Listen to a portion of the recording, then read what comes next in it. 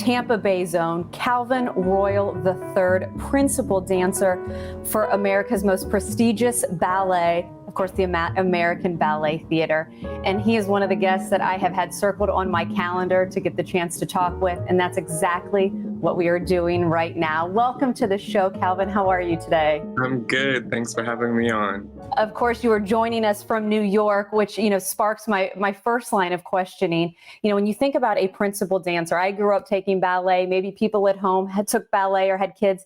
You always think a principal dancer started at the ballet bar before they could walk, and maybe they were from New York City, that they got to train at the best schools.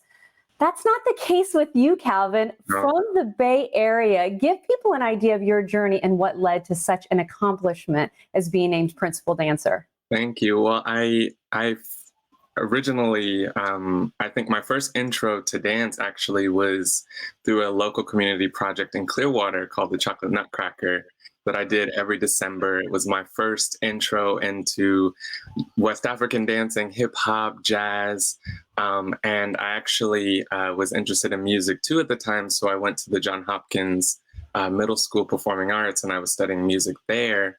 And when it was time to audition for the High School of Performing Arts, I had auditioned for music and dance, and dance was the one program that I got into, and that was sort of my my first start with ballet. 7:05 a.m. when the bell rang, I was at the ballet bar, and slowly worked my way up in the school, Gibbs High School at the Pinellas County Center for the Arts in St. Petersburg. And yeah, from there, I had competed in this scholarship competition called the Youth America Grand Prix, which identifies young up-and-coming talent. And it had placed me to go to New York and compete on the big stage in New York City for judges that came from all over the world. And that's when I had received a scholarship to move to New York my senior year, training at the Jacqueline Kennedy Onassis School at American Ballet Theater.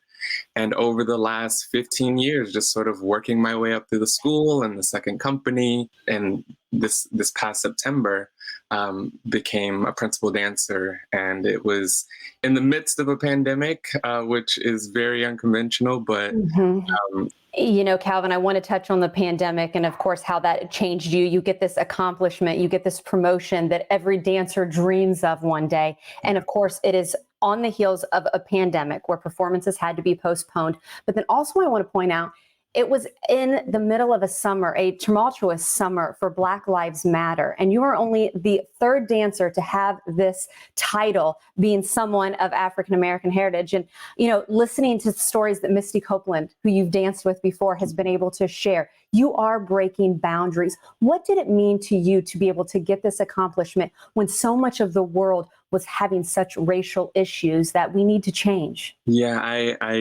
I felt like it came at a time where, on the one hand, it was so much happening in the world with Black Lives Matter, with this fight for social and racial equality and justice. And I just felt like my promotion was incredibly historic for our company, for the dance world, for myself, even just knowing that my art and my hard work and the years of putting in that time and proving myself and just working so hard to be the best artist that I can be, to be the best technician and performer that I could be.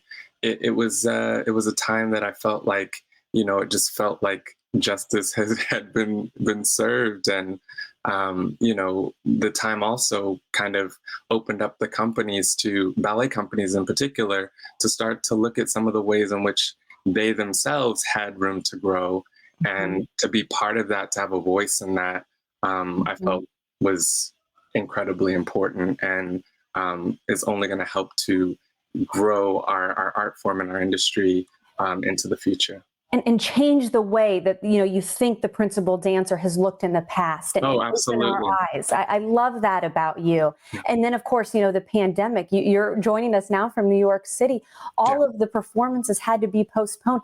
How has this pandemic maybe in a way forced you to look inward? I'm assuming you had some more time available. How has this pandemic kind of changed the way that you are going to approach the stage when you do get to grace it again? Yeah, it's I mean, it's been a roller coaster emotionally. I mean, when you are on this sort of trajectory and performing and doing what you love, and then the next day, literally, it's all sort of stripped away.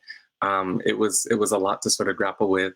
But then when you see what's happening in the world in the broader sense, it's allowed me to kind of step back and reflect on my life and my journey, and kind of it's going to make going back to the stage that much more exciting, and to be able to be in the studio again with my friends and fellow dancers. So I look forward to the day that things kind of move forward, and we're allowed to share our art with the world. Calvin, you are inspirational in so many ways. Of course, what you've gone through this year, but then being a male dancer, which you still don't see in a lot of places in the country, and then being a Black principal dancer.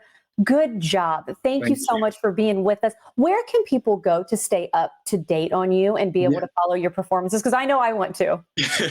Well, you can visit me. I mean, I'm on Instagram at Calvin Royal III, or you can visit my website where I usually update casting or performance updates, things like that. And to learn more about my story and just kind of come along the journey with me, you can visit my website, calvinroyaliii.com. And which, by the way, I will attest, his story is fabulous. I've gotten to read so much about you. We are out of time, though, unfortunately. Maybe join us again when you get back to the stage. What do we think? Would love to. And hopefully I'll be back home, Yes.